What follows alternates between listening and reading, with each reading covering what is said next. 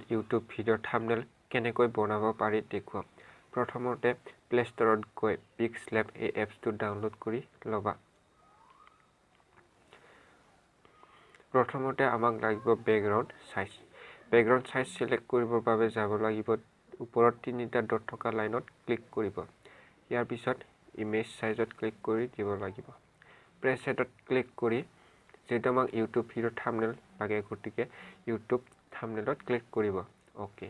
ইয়াৰ পিছত বেকগ্ৰাউণ্ডৰ বাবে যাব লাগিব তোমাৰ তলত এইকেইটা অপচনত গৈ এতে ক্লিক কৰি দিব। ইয়াৰ পিছত প্ৰথমতে আছে কালাৰ। ক্লিক কৰিব। অকল যদি কালাৰ দিব বিচাৰা বেকগ্ৰাউণ্ডত তেন্তে কালাৰত ক্লিক কৰি এই প্লাস আইকনত গৈ তোমাৰ পছন্দ অনুযায়ী এনেকৈ কালাৰ চেঞ্জ কৰিব পাৰিবা। মই সাপোজ গ্ৰীন কালাৰ ল'ব বিচাৰিছো। ওকে। এনেকৈ তুমি কালাৰ দিব পাৰিবা। তলত আছে গ্ৰেডিয়েন্ট। গ্ৰেডিয়েন্ট হৈছে তোমাৰ দুটা কালাৰৰ কম্বিনেশ্যন। এটা গ্ৰেডিয়েন্ট ক্লিক কৰিব। ইয়াৰ পিছত প্লাস আইকনত গৈ এনেকৈ ষ্টাইল দিব পাৰিবা। ইয়াতে তলত আছে কালাৰ অপচন দেখা পাইছে। ইয়াতে ক্লিক কৰিব।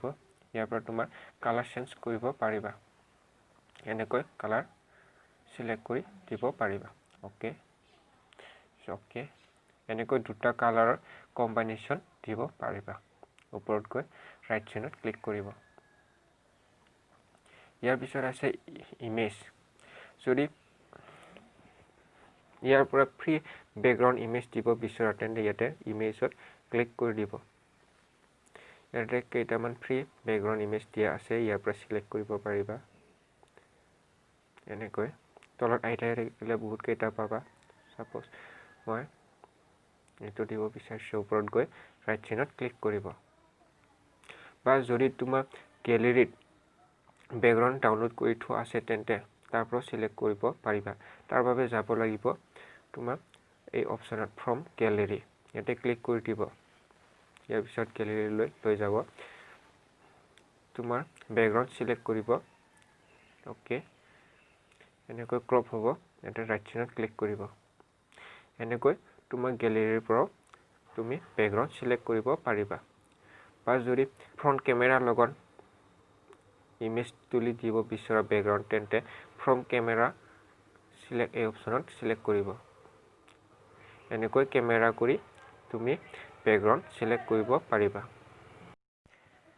মই সাপোজ ইয়াৰ পৰা বেকগ্ৰাউণ্ড সিলেক্ট কৰি লৈছো। ইমেজত গৈ ইয়াৰ পৰা সিলেক্ট কৰি ল'ব লাগিব। এনেকৈ মই এইটো লৈছো। ওপৰত গৈ ৰাইট সাইডত ক্লিক কৰিব। ইয়াৰ পিছত লাগিব তোমাক ইমেজ।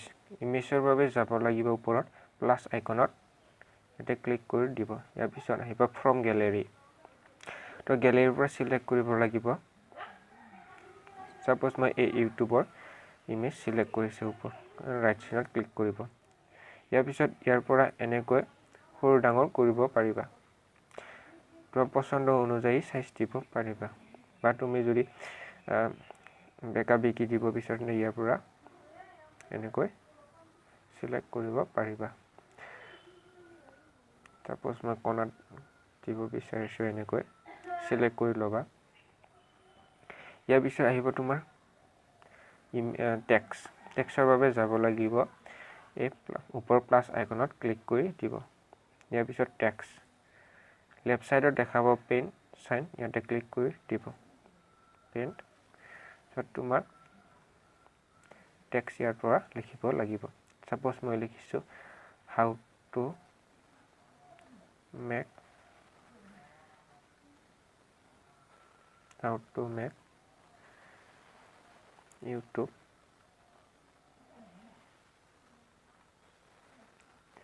YouTube video'.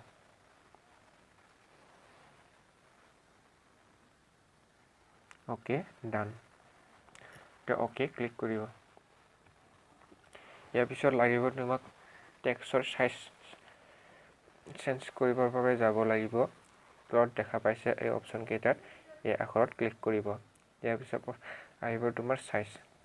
এই অপচন সাইজ অপচনত ক্লিক কৰি সাইজ চেঞ্জ কৰিব পাৰিবা। ইয়াৰ পৰা সৰু ডাঙৰ এনেকৈ সাইজ সিলেক্ট কৰিলে হ'ল।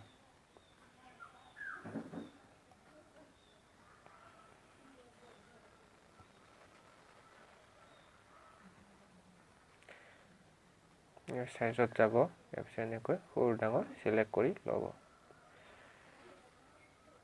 এতিয়া ওকে ক্লিক কৰিছো ইয়াৰ পিছত লাগিব কালাৰ কালাৰৰ বাবে এই অপচনত গৈ ক্লিক কৰিব ইয়াতে প্লাস আইকনত ক্লিক কৰিব ইয়াৰ পিছত সাপোজ মই ৰেড দিব বিচাৰিছো ৰেডত গৈ ওকে এটা ৰাইট চিনত ক্লিক কৰিব ইয়াৰ পিছত ষ্টাইল দিবৰ বাবে যাব লাগিব এই বি আখৰত এতে ক্লিক কৰি বোল্ড ইটালিক এনেকৈ চেঞ্জ কৰিব পাৰিবা এটা ৰাইট চিনত ক্লিক কৰিব এনেকৈ তুমি শ্যাডো দিব পাৰিবা শ্যাডোৰ কাৰণে ইয়াতে ক্লিক কৰিব শ্যাডো এনেবলড ইয়াৰ পৰা এনেকৈ শ্যাডো দিব পাৰিবা ইয়াৰ পৰা কম বেছি কৰিব পাৰিবা ওপৰত গৈ ৰাইট চিনত ক্লিক কৰিব বা 3D টেক্সট দিব পাৰিবা ৰিফ্লেকশন দিব পাৰিবা ইয়াৰ পৰা ৰিফ্লেকশন যদি দিব বিচাৰে তেন্তে ইয়াতে ৰিফ্লেকশনত ক্লিক কৰিব এনেবল ইয়াৰ পৰা এনেকৈ ৰিফ্লেকশন দিব পাৰিবা ওপৰত গৈ ৰাইট চিনত ক্লিক কৰিব ওকে সাপোজ মই আৰু এটা টেক্সট লিখিব বিচাৰিছো ওপৰত প্লাস আইকনত গৈ টেক্সট ইয়াতে পেন ইয়াতে লিখিব তোমাৰ how to upload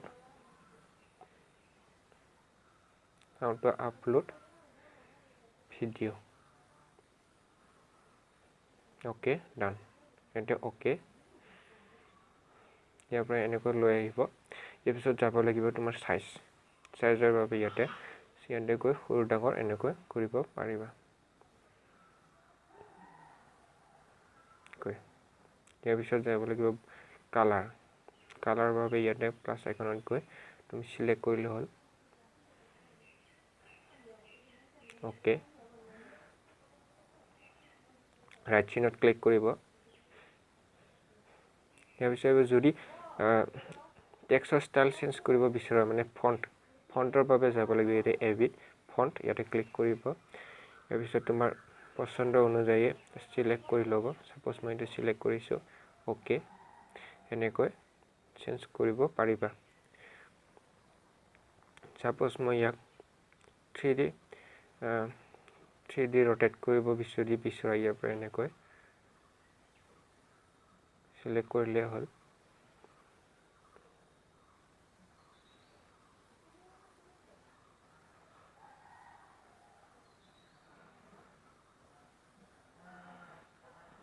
okay 3D shadow দিব পাৰিবা 3D shadow কাৰণে ইয়াতে ক্লিক কৰিব এনেবল ৰাইট চিনত ক্লিক কৰিব ওকে এনেকৈ তুমি তোমাৰ কোনো এটা ভিডিঅ'ৰ থাম্বনেল বনাব পাৰিবা এই এপছৰ সহায়ত